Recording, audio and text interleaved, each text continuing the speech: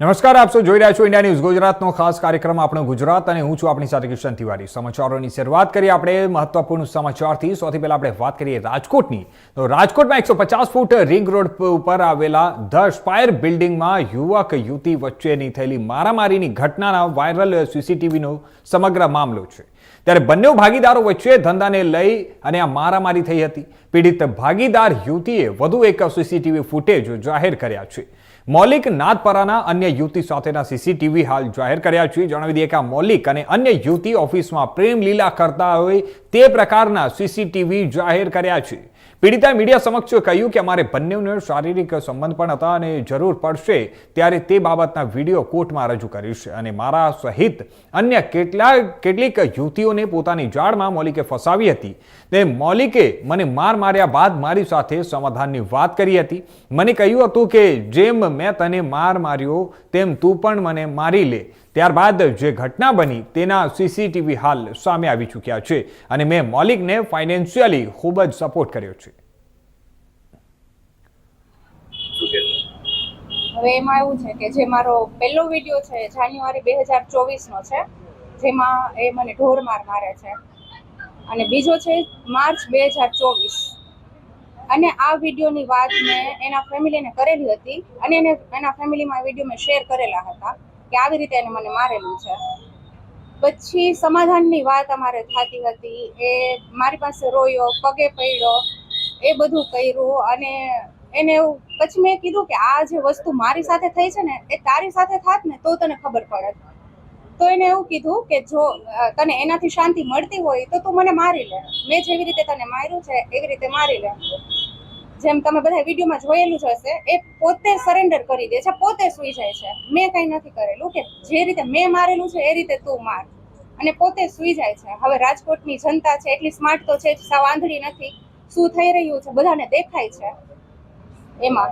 અને મારીને આનંદ ના, મારીને એવું નથી કે એ વસ્તુ, પણ જે રીતે એ મને મારેલું છે એ વસ્તુ તો હું નહીં જ ભૂલી શકું ક્યારેય, કેમ કે એ બહુ વધારે પડતું ક્રૂર હતું અને એટલી ક્રૂરતાથી તો મેં એના ઉપર અટેક નથી કરેલો।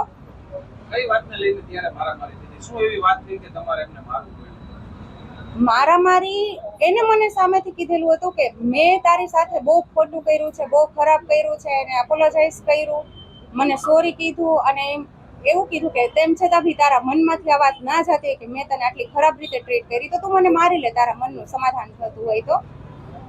એટલે એ બાબતે અમારે એ થઈ હતી।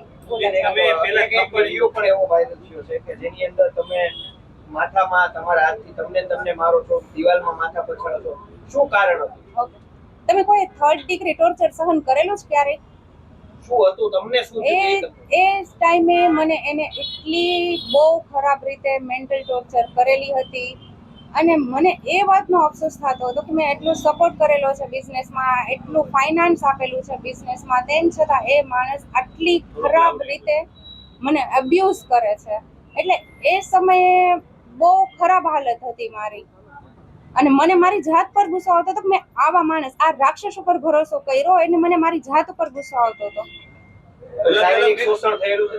એક વિડિયોમાં એવો સામે આવ્યો છે કે તમે બંનેનું વર્તન એવું છે કે તમારા બંનેને વચ્ચે કંઈક પ્રેમ સંબંધ હોય, એ પ્રકારનો પણ એ વસ્તુનું ક્લેરિફિકેશન છે, પણ એ વસ્તુ જ્યારે મારે કોર્ટમાં સાબિત કરવાની થશે કે એ શેના લીધે હતું એનું બી છે ક્લેરિફિકેશન, અને એના રિલેટેડ એક વિડીયો બી છે મારી પાસે, એ જ્યારે મારે કોર્ટમાં રજૂ કરવાનું થશે ને ત્યારે હું કરીશ। તમારા બંને વચ્ચે પ્રેમ સંબંધ કેવું કઈ છે?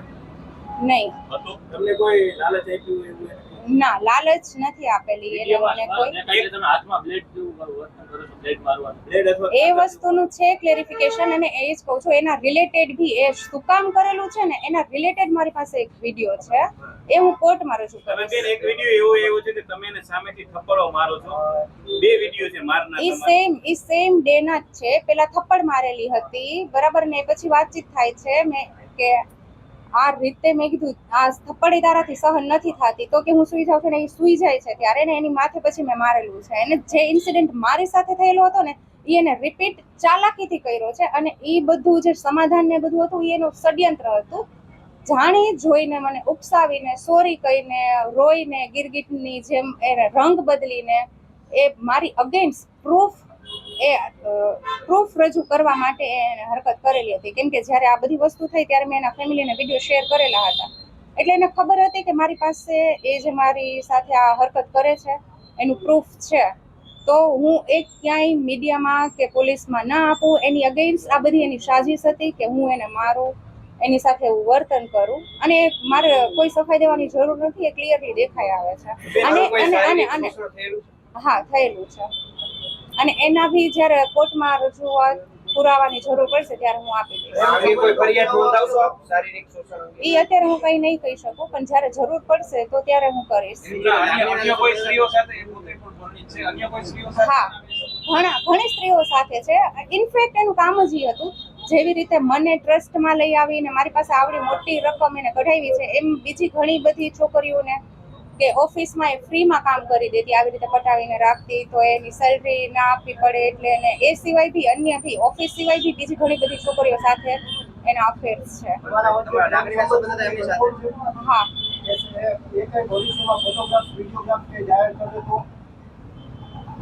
તમારા કોઈ ફોટો કે વિડિયો એની પાસે છે કે જાહેર મને ખબર નથી. અને આટલી નીચતા સુધી એ માણસ જઈ શકે, બીજી એની પાસેથી એક્સપેક્ટેશન શું રાખી શકાય?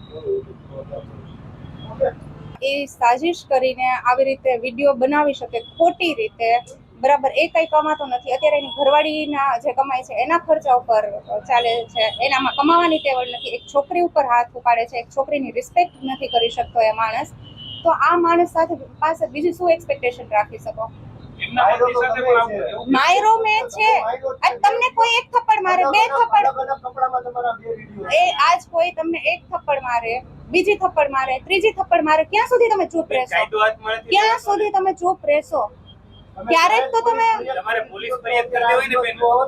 હું એ જ કહું છું કે પોલીસ ફરિયાદ મેં પેલા એના ફેમિલીને વિડીયો કર્યો કે આ મોકલો ત્યારે જ, કે આ મારી સાથે આવું બિહેવ થયું છે. અને એના પપ્પા સાથે બી વાત કરેલી છે.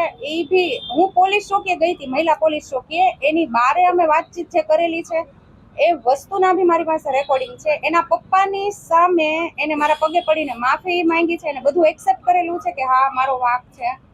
એ બધી વસ્તુ થઈ છે. એના પપ્પાની સામે બી મેં એને થપ્પડ મારેલી છે, 3-4 થપ્પડ મારેલી છે, અને એના પપ્પા કઈ નહીં. ફરિયાદ નોંધાવશો કે નહીં? તમારી સાથે કોઈ શારીરિક શોષણ થયું એવું હોય અત્યારે પોલીસમાં કંઈ ફરિયાદ નોંધાવવાના છો? એવું નહીં કહી શકું. એટલે તમારું કેવું એવું છે કે એને તમને આટલા માર્યા, એના જવાબમાં એને ખબર હતી કે તમારા હા. વિડીયોની પાસે છે, હા. એટલે એને ઊભું એ કરી. કમ્પ્લીટલી ષડયંત્ર હતું સમાધાનના નામે. કેમ કે એને ખબર હતી કે મારી પાસે વિડીયો છે.